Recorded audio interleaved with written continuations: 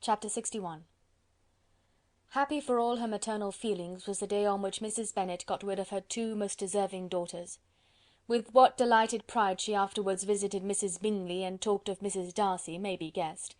I wish I could say, for the sake of her family, that the accomplishment of her earnest desire in the establishment of so many of her children produced so happy an effect as to make her a sensible, amiable, well-informed woman for the rest of her life, though perhaps it was lucky for her husband, who might not have relished domestic felicity in so unusual a form, that she was still occasionally nervous and invariably silly.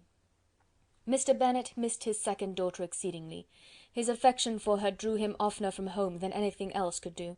He delighted in going to Pemberley, especially when he was least expected.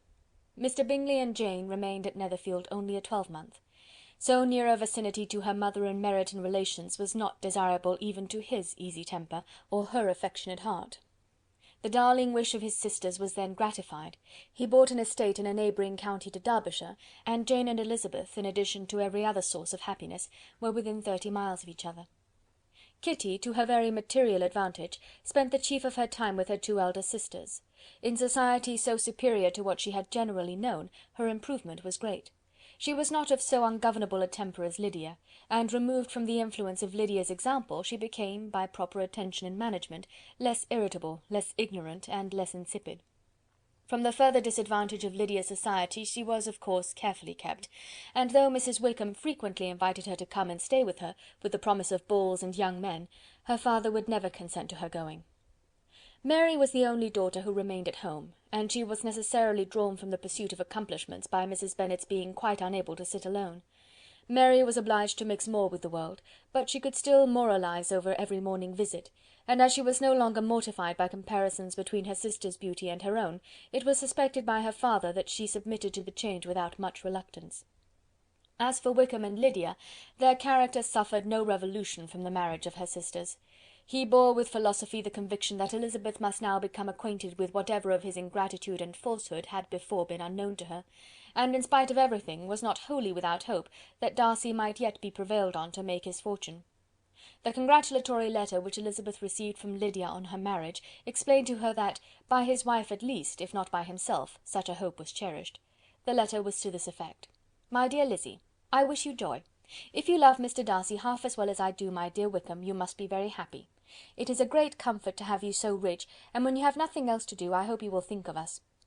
I am sure Wickham would like a place at court very much, and I do not think we shall have quite enough money to live upon without some help.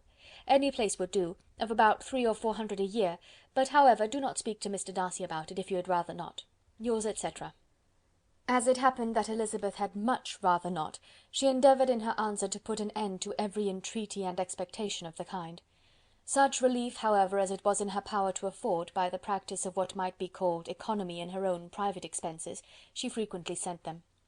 It had always been evident to her that such an income as theirs, under the direction of two persons so extravagant in their wants, and heedless of the future, must be very insufficient to their support, and whenever they changed their quarters, either Jane or herself were sure of being applied to for some little assistance towards discharging their bills. Their manner of living, even when the restoration of peace dismissed them to a home, was unsettled in the extreme.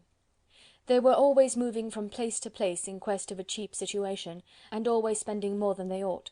His affection for her soon sunk into indifference, hers lasted a little longer, and in spite of her youth and her manners, she retained all the claims to reputation which her marriage had given her. Though Darcy could never receive him at Pemberley, yet for Elizabeth's sake he assisted him further in his profession.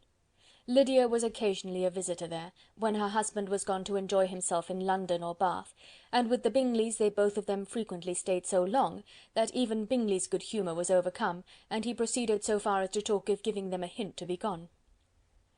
Miss Bingley was very deeply mortified by Darcy's marriage, but as she thought it advisable to retain the right of visiting at Pemberley, she dropped all her resentment, was fonder than ever of Georgiana, almost as attentive to Darcy as heretofore, and paid off every arrear of civility to Elizabeth. Pemberley was now Georgiana's home, and the attachment of the sisters was exactly what Darcy had hoped to see.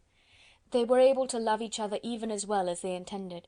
Georgiana had the highest opinion in the world of Elizabeth, though at first she often listened with an astonishment bordering on alarm at her lively, sportive manner of talking to her brother.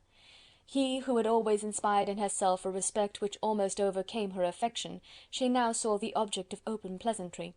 Her mind received knowledge which had never before fallen in her way. By Elizabeth's instructions she began to comprehend that a woman may take liberties with her husband, which a brother will not always allow in a sister more than 10 years younger than himself.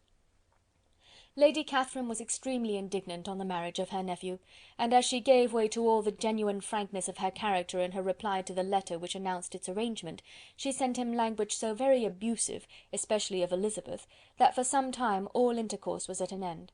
But at length, by Elizabeth's persuasion, he was prevailed on to overlook the offence, and seek a reconciliation; and after a little further resistance on the part of his aunt, her resentment gave way, either to her affection for him, or her curiosity to see how his wife conducted herself, and she condescended to wait on them at Pemberley, in spite of that pollution which its woods had received, not merely from the presence of such a mistress, but the visits of her uncle and aunt from the city.